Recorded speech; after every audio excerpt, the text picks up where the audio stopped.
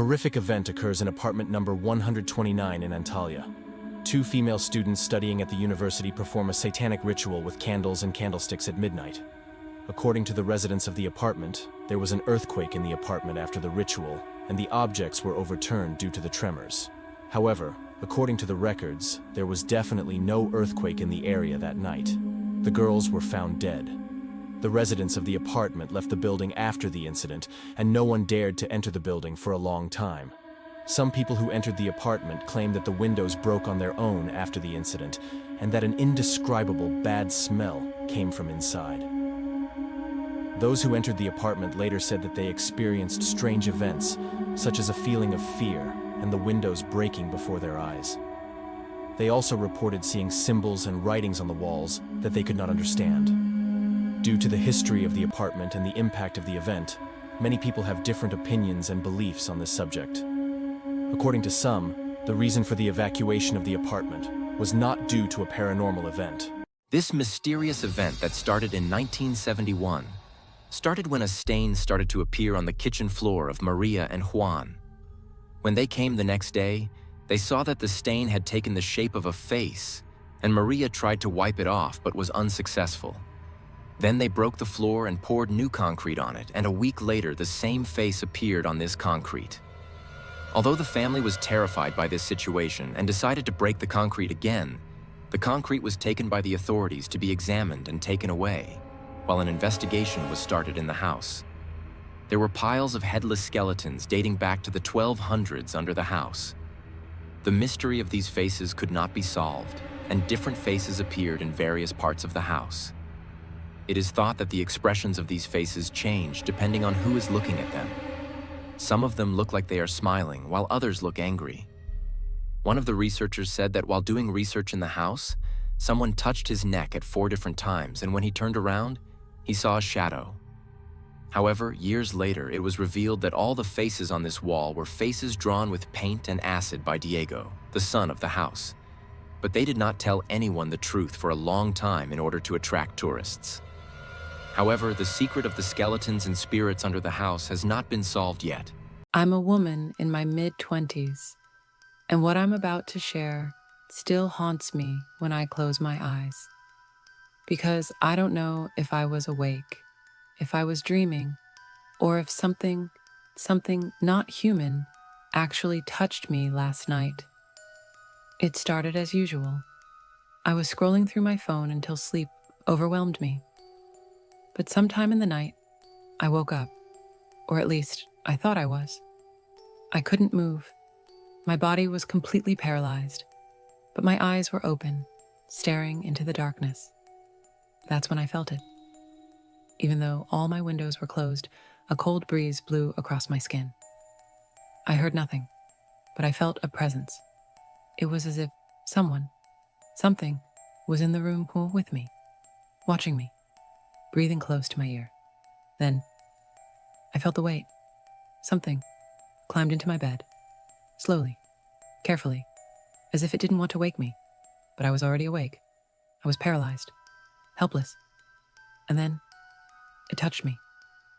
At first, he was gentle, almost affectionate. I couldn't see his face. I could only feel him. Cold, phantom fingers crawling across my skin.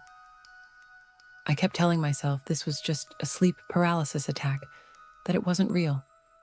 But the sensations were so detailed, so intimate. Then his touch changed, harder, more invasive. I wanted to scream, but my mouth wouldn't move. I could feel his weight pressing me down, pressing against me in ways I couldn't describe. I don't want to describe. But here was the worst part. A part of me didn't want him to stop. It was like that entity, or whatever it was inside my head. It knew exactly how to manipulate my body, my mind, how to unnaturally weave pleasure and terror together, as if my mind were betraying me. I started to cry, not from the feelings, but from the knowledge that this wasn't human. No living creature could move like this. No living creature could feel this cold. And no living person could whisper in my ear a voice made not of words, but of pure emotion. It whispered sadness, loneliness, hunger, and then it stopped. The weight lifted, the presence vanished, and I could finally move. I sat up, sweating, shaking, my heart pounding in my ears. But when I reached for my lamp, my heart stopped. There was a mark on the other side of my bed, as if someone had been lying there. The sheets were visibly pressed, and there was a cold dampness in the fabric. I couldn't sleep the rest of the night. I still don't know if it was sleep paralysis or if I'd unknowingly invited something in. Because a part of me still feels it inside me, as if I hadn't just had a nightmare, as if I'd made a connection, and I'm scared because I think he'll come back.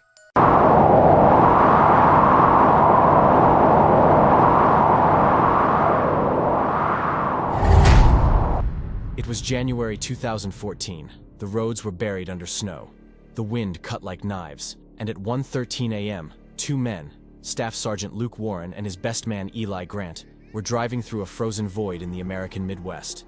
Their mission, an 800-mile trek from Fort Westfield, North Carolina, to a wedding in Raventon, Indiana. But something was waiting for them along the back roads of Hollis County. Something out of time. The gas tank was nearly empty. The temperature minus 18 degrees Fahrenheit. The highways were shut down. Visibility was near zero. They hadn't seen another car for hours. Luke, a military man raised around truckers, suggested a detour. "If we find a truck stop, maybe someone will help us out," he said. So they turned off onto Old Mill Route 46, a road that didn't exist on GPS. After 20 silent miles, they spotted it. A dim green sign flickering in the snow. Murphy's Rest Stop, open 24 hours. Just one truck parked outside.